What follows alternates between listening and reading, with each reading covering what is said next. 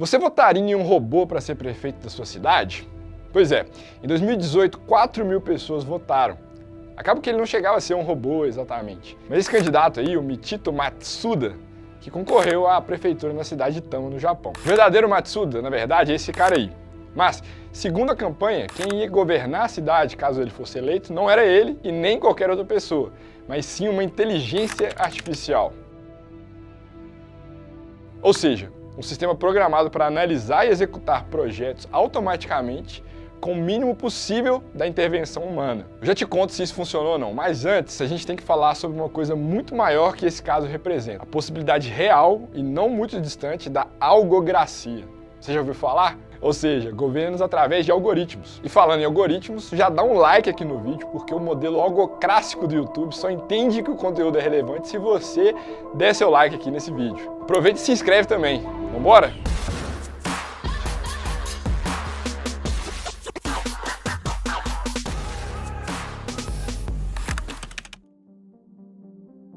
Um algoritmo basicamente é uma sequência de instruções criado para resolver um problema ou para executar uma ação. É tipo uma receita de bolo. Você tem os ingredientes, que são tipo os dados. Esses ingredientes passam por uma sequência de instruções bem definidas, que é a receita, e no final você tem o resultado, o bolo. Só que assim, para uma receita de bolo não tem tantas instruções.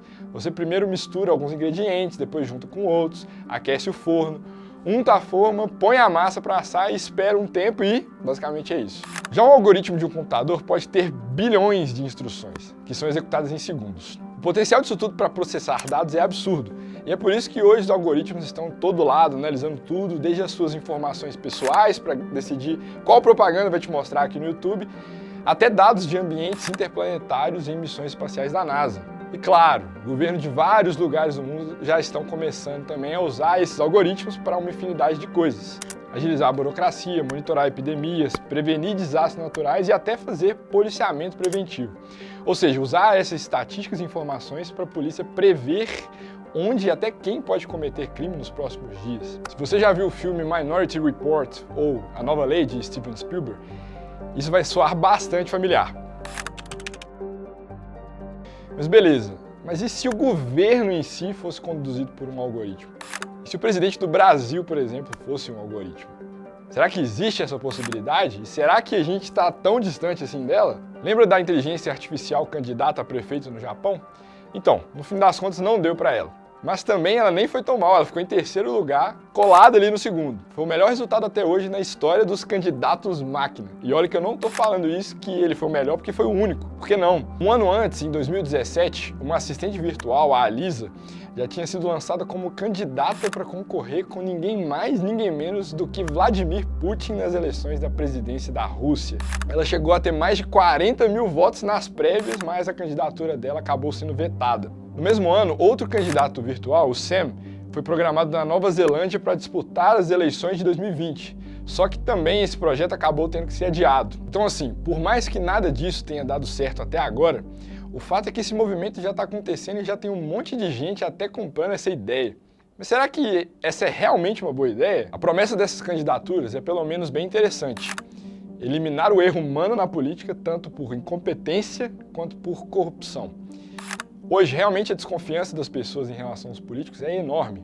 O Japão, por exemplo, é um dos países que menos confia em políticos no mundo. Numa pesquisa feita em 2016, só 12% dos japoneses disseram que confiavam nos políticos do país. Então a possibilidade de votar em não político e não humano de preferência pode pegar muita gente por lá. E por aqui mais ainda, nessa mesma pesquisa, o Brasil ocupa simplesmente a última posição no quesito confiança dos políticos. Só 6% da população confia neles. Por que será, né? O problema é o seguinte, beleza, pouca gente confia nos políticos, mas será que dá para confiar nas máquinas? Na ficção científica, o que mais tem é a história disso dando errado. Ou as máquinas decidem se livrar dos seres humanos, ou acabam dando poder infinito para alguma empresa ou algum ditador. Então assim, seria bom a gente dar um jeito disso não acontecer, né? No mínimo, um político algoritmo teria que ser transparente para a população saber como ele funciona e o que ele faz. E também menos dependente possível de um único operador. Tipo uma empresa, um partido político, por exemplo. Para isso, uma solução poderia ser combinar essa ideia meio futurista com outra tecnologia que hoje já é um pouco menos futurista, que é o blockchain. O blockchain é a mesma tecnologia das famosas criptomoedas, tipo Bitcoin. Basicamente uma base de dados descentralizada, ou seja, ninguém controla sozinho esses dados. Todas as informações que estão ali são replicadas por vários computadores e qualquer modificação feita nas informações tem que ser validada pela maioria desses computadores. Isso torna praticamente impossível falsificar qualquer coisa ali dentro. Além disso, como essa base de dados é distribuída, qualquer um pode ter acesso às informações.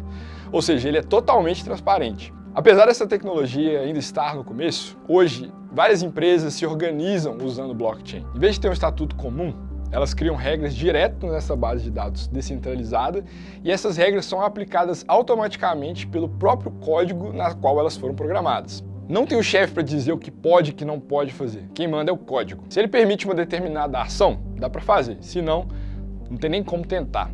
Como não tem chefe, as decisões nesse tipo de empresa são tomadas pelo consenso dos membros. Eles votam no que fazer e se tiver tudo dentro das regras, o código mesmo executa a ação. Esse novo modelo de organização é chamado de DAO, uma sigla em inglês para Organizações Autônomas Descentralizadas. E as regras do blockchain que regem essas DAOs são os contratos inteligentes ou os smart contracts em inglês. É uma coisa que ainda está bem no começo, sendo testada por empresas, mas que pode algum dia ser uma solução também para os próprios governos, especialmente pelos governos por algoritmo. Seria uma forma de garantir a questão da transparência e dificultaria também que o indivíduo sozinho ou um pequeno grupo tomasse o controle da máquina, já que as decisões são tomadas por um consenso e só dá para fazer exatamente o que o código permite. Os algoritmos talvez tenham que esperar um pouquinho mais para concorrer a uma presidência, mas o fato é que a campanha eleitoral deles já começou.